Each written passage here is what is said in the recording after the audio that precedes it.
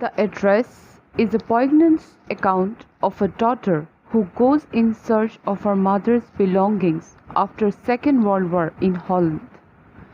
When she finds them, the objects bring back the memories of her earlier life, and so she decides to leave them all and move on in life. The address has a beautiful message. It talks about redemption. What is redemption? The action of being saved from the past. So, the address talks about redemption of the past and moving on in life. We have so many memories of the past, but at the same time, we must have the courage to forget certain of this, especially those that gives us pain. On a deeper level, the story is a commentary on memories and lays importance on what is worth remembering and what is worth forgetting.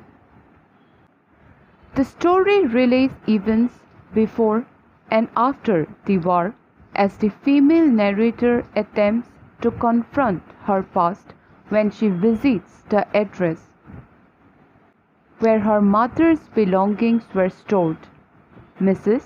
DORLING's house. After ringing the bell of house number 46 in Marconi Street, a woman opened the door. First visit to Mrs. DORLING's house. "Do you still know me?" I asked. The story starts on an interrogatory note with the narrator, a young girl, asking a woman whether she recognizes her. Here I refers to the narrator. That means the daughter of Mrs. S. As I have already told you that this is a story of a girl who is going in search of her mother's belonging. So the daughter went to a certain address that was given to her by her mother. The woman looked at her carefully as if she didn't recognize her. The woman opened the door a chink. Chink means slightly open, not fully opened. And the narrator came closer so that the woman could take a better look and stood on the step.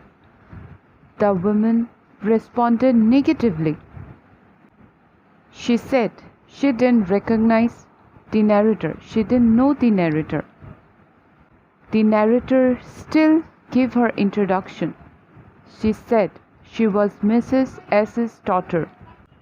The woman had held the door tightly as she did not want the narrator to enter the house.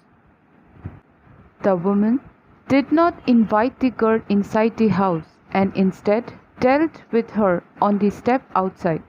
The woman was conscious of not letting the girl in sight of the house.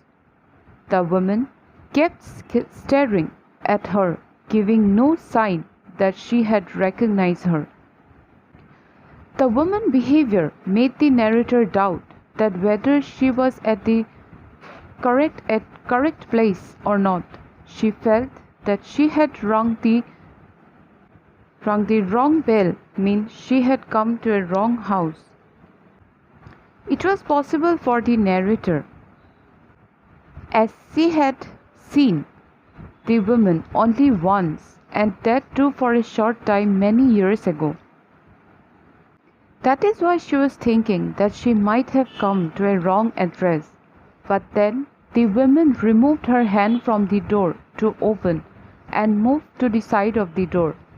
Then the narrator got a glimpse of her mother's green knitted cardigan, which Mrs. DORLING was wearing.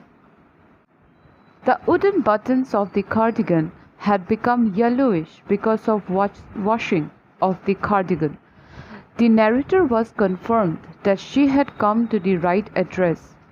The woman realized that the narrator was looking at the cardigan. So the woman hid herself behind the door. The narrator understood that the cardigan belonged to her mother, and the narrator was assured that she had come to the right address. The narrator asked the woman if she knew the narrator's mother. The narrator asked, "Well, you knew my mother."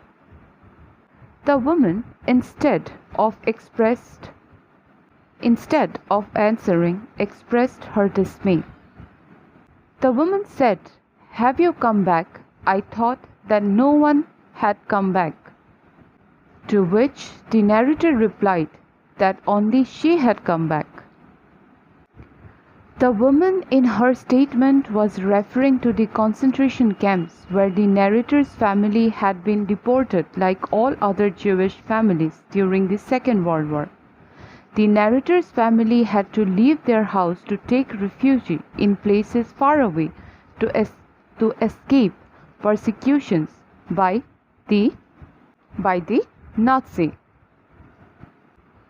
Some people who remained there thought that those people who had left their homes would never come back. That is why when the narrator, Mrs. S.'s daughter, went to Mrs. Dorling's house to claim those belongings with which her mother's precious memories were associated, Mrs. Dorling felt surprised to see one of them came back and survived, and even pretended not to recognize her.